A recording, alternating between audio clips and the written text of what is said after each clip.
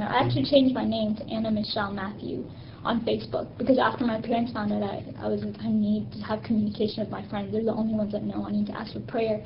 So I changed the name, and that with privacy settings to where no one could see my pictures. I even changed my pictures. There's no picture of me per se. It was just random pictures, of like the sky or whatever. You still have it open? I don't. Here's the thing. I deactivated it, but I don't know if you can get the password and thing and something that way you can get it, but after I deactivated it, I have a new one that my friends contact me through right now. Yeah, I can give it to you. Yeah, Anna Michelle, and so they all know. I messaged them and I told them things are. So your alias was Anna Michelle. So and a lot of people actually started calling me that even at Ohio State, as I would go to there's something called the prayer house there. At the university? Yes, I loved, absolutely loved. And how I got affiliated with Ohio State kids was through the Korean church. There was something called CFC. CFC, Christ Fellowship. You remember the Korean church I told you guys about? Well, the Ohio State kids would go to this church, but until they were finding for a building. So I met all these awesome people that love the Lord, and so I was able to connect with them and talk with them and things of that sort. And so there's something called a prayer house there. I love that place. It's just a place where you go and you pray. Basically, it's a house where it's open to anyone. Where was it located at? At the university. Yeah. I don't know specifics. Yeah, sorry. It's near Wendy's, though. Near Wendy's? Near Wendy's. There's a Taco Bell here, and then you go through this alley, and then there it is. Okay. Yeah, I know. I'm like using hand figures, but that might. I don't know how big. Yeah. How big is Ohio State University? Is it pretty big? It's pretty big. It's real big.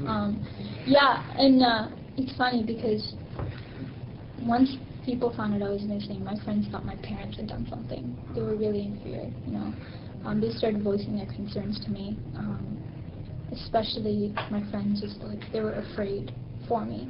And I want you guys to talk to Marissa Liu, MARISSA LIU, she's my age, Robert When you give these names, tell us do you know their addresses? Oh, okay, Marissa, no, I don't. But She live in Columbus?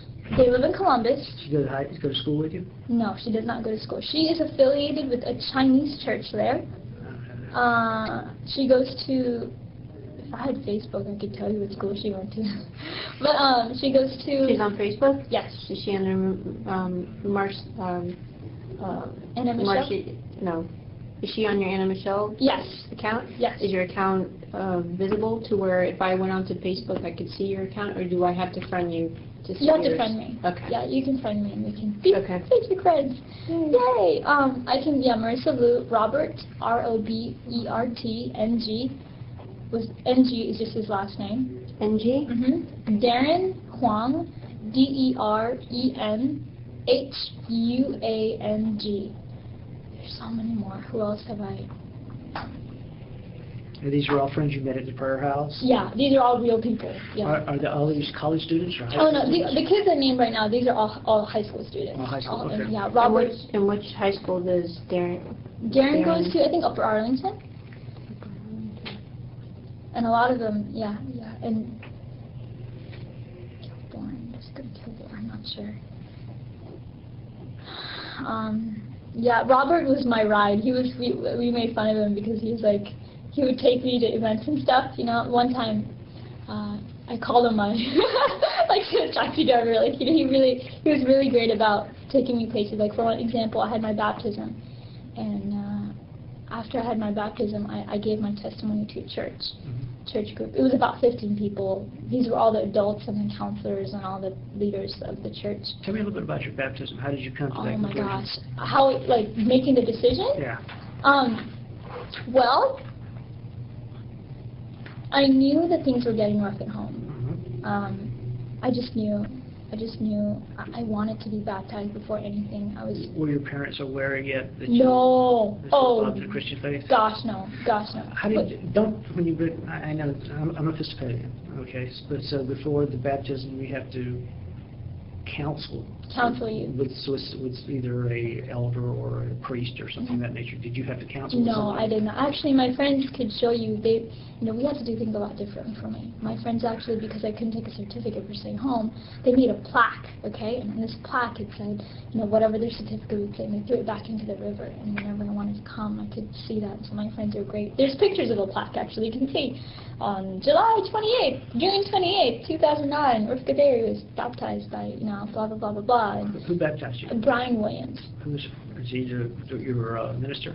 Basically, yeah. Well, he's a good friend, Ohio State friend, and is basically going into ministry.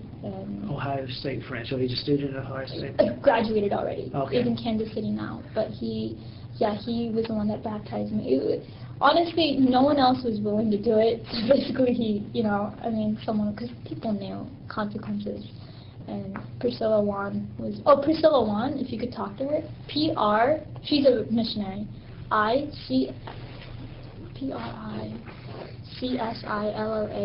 Wan, WAN. No, just one. How about Brian Williams? Would he be one of the ones we would need to talk to? Yeah, I thought you guys would you guys could talk to him. He would testify. It's funny. You know how I even met Brian? It was through last winter. We met Brian. I heard about. Okay, I'm pro-life, and there was something called. He was a chapter leader for Columbus for Bound for Life. Have you guys ever heard of it? Bound for Life. Bound for Life. Okay. No, I haven't. These bands. Oh. Bound for Life is basically through an organization by Lou Engle, started the call, and if you guys know Lou Engle. You do? I've heard the name. Lou Engle. Yes, he's like my hero. He really is. And what we do is there's something called, there's red tape, and we write life on it in black letters, and we just stand outside with it and just pray. It's not a protesting, it's a prayer movement, if anything.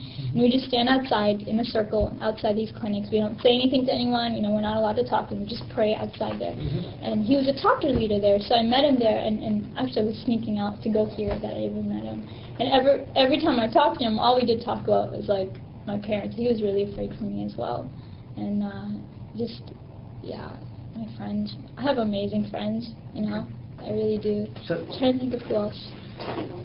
And you said Brian was the only one that was willing to really baptize you? Yeah. Because of the issues at home? At home. Yeah, because if my parents found out, they would get in trouble. Their ministry would be at stake and all of that sort of things. You say he's in Kansas City now? Kansas City. International House of Prayer, IHOP. Okay. Yeah. When's the last time you saw him? I think since the baptism, yeah. At some point in time, something went bad. Yeah. Very bad. When did it begin to turn? Oh, Lord. Here's when it... Well, summer. This summer? This summer is when my entire life was shifted. June, May? June. Beginning of summer. Basically, like I said, I had my, before... Facebook was my tool, man. I evangelized. I was passionate. People would come to my page and think I was a pastor or head of ministry. It's like, I'm 16, no, and so I was really able to. Not only that, it was my source of worship. I was able to just worship freely and talk about Jesus, everything, and talk to people, and they would pray over me and on Facebook, just like verses, and so it was really an encouragement source for me. And it's just so not smart, but I had my name. Rifqa Bary, and the Islamic community, like I said, is very closely knit, and very much so. And sometimes they there's one guy there, I don't know what his name was, but so we had a group, remember I told you about the Halakha group, right, and we would memorize things of that sort, and he got a Facebook, and he's like, okay, maybe, so he was like checking up on the kids basically, to what they're up to. And typed in my name, there it came up. But my status was about God and Jesus, and my picture was as well.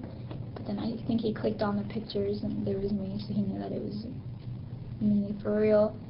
And he told some other people in the Islamic community, and they started phone calls and emails. Phone calls to you or to your parents? Oh gosh, no, they would not confront me. Because my parents, started calling my parents, started phone, emails started pouring in, and I knew something was wrong because the atmosphere in my home shifted.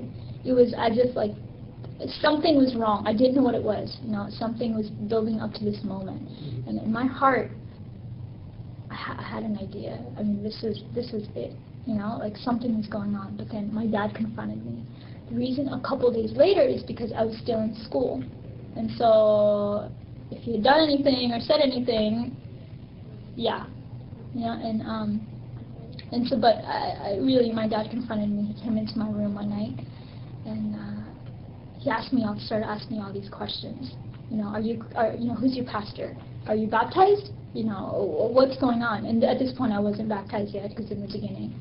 And do you go to church? What is this? What is this? You know, and I felt just such anger, and I was cornered. Basically, I was in the bed, and he was like in my face, and he looked at this laptop, and he in his mind, everything I had learned about Christianity was derived from this laptop.